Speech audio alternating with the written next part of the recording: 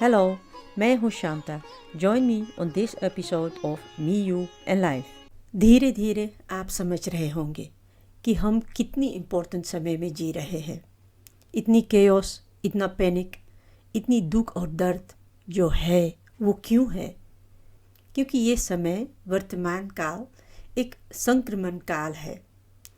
इससे पहले की एपिसोड में मैंने कहा जैसे सूर्य हर किसी को अपनी किरणें देता है, वैसे ही ये एनर्जी जिनका फ्रीक्वेंसी हायर है वो हम सबको मिल रही है.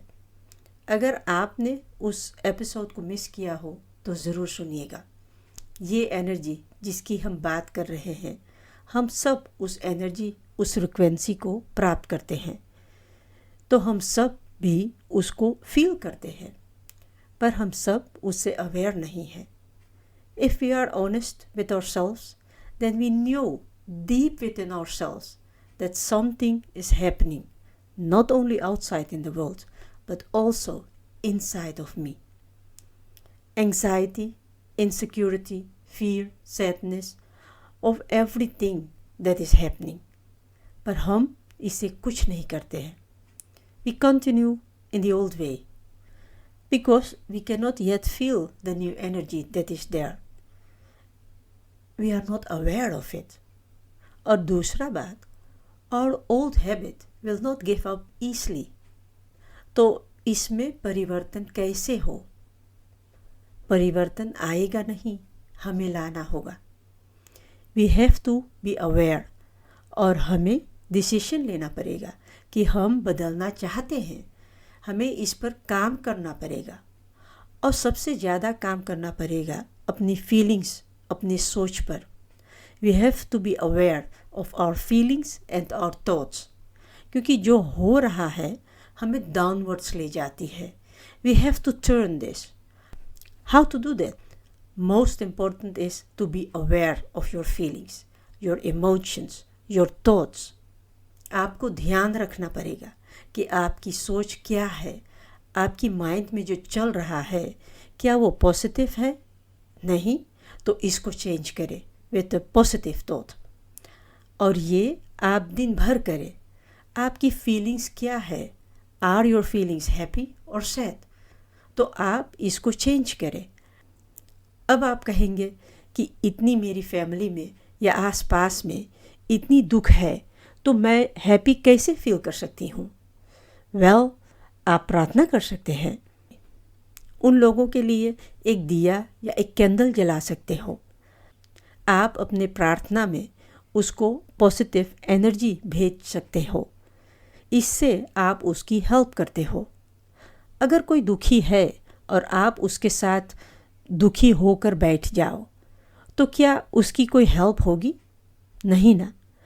आई अंडरस्टैंड कि आप उसके दुख को बांटना चाहते हो, पर उसके लिए उसके साथ बैठकर रोने से नहीं होता है. कुछ अलग करना पड़ता है. और वो क्या है? That depends on the person and the situation. हाँ, जो आप हमेशा सभी को दे सकते हो वो है प्यार. और कि वो महसूस करे, वो इस बात को जाने कि आप उनके साथ हैं. जब भी उसे आपकी ज़रूरत पड़े आप हैं, वो अकेला नहीं है. ऐसा करने से आप उसकी मदद कर रहे हो. लेकिन ध्यान रहे कि आपका इरादा शुद्ध हो. नेक इरादों से करना है. हम किसी के लिए कुछ करते हैं तो हमेशा यही उम्मीद होती है कि वो बदले में हमारे लिए कुछ करेगा. ये सही इरादा नहीं है. इससे आप ना तो उसके लिए ना तो अपने लिए कुछ सही कर रहे हो.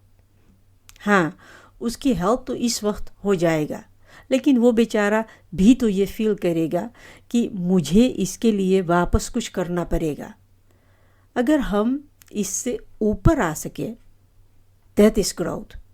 क्योंकि किसी की मदद करना एक पुण्य के काम है. It is serving people. और सेवा करना तो अच्छा माना गया है. सेवा जितना कर सके करो, पर नेक इरादे से, वरना ना करो. जो ये हम 3rd से 5th डायमेंशन में प्रवेश कर रहे हैं, इसमें हम ऐसी ही छोटी छोटी बातों से ऊपर निकल पाएंगे। पर जैसे मैंने कहा, ऐसा होना और ऐसा सोचना, इस पर हमको खुद पर काम करना पड़ेगा। I had already mentioned in an earlier episode that you can create with your thoughts. ये समय बहुत ही महत्वपूर्ण है। इतनी chaos है, इतनी दुख और दर्द है, पर ये हमें कुछ दिखाती है, कुछ बताती है, कुछ सुनाती है। हम अगर इस हायर फ्रिक्वेंसी से जुड़ सके तो हम इसे समझ पाएंगे, हमको कोई दिशा दिखाई देगी और मार्गदर्शन मिलेगा।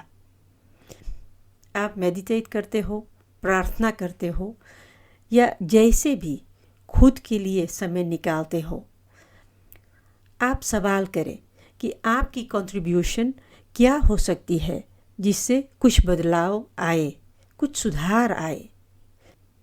ये मत सोचना कि मैं अकेले क्या कर सकती हूँ।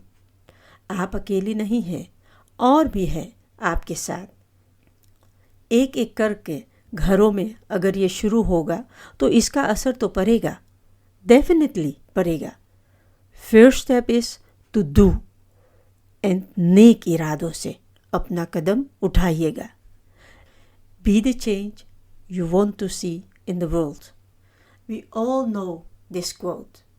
अब इसे जीवन में उतारना है। Good luck. Thank you for listening. फिर मिलेंगे।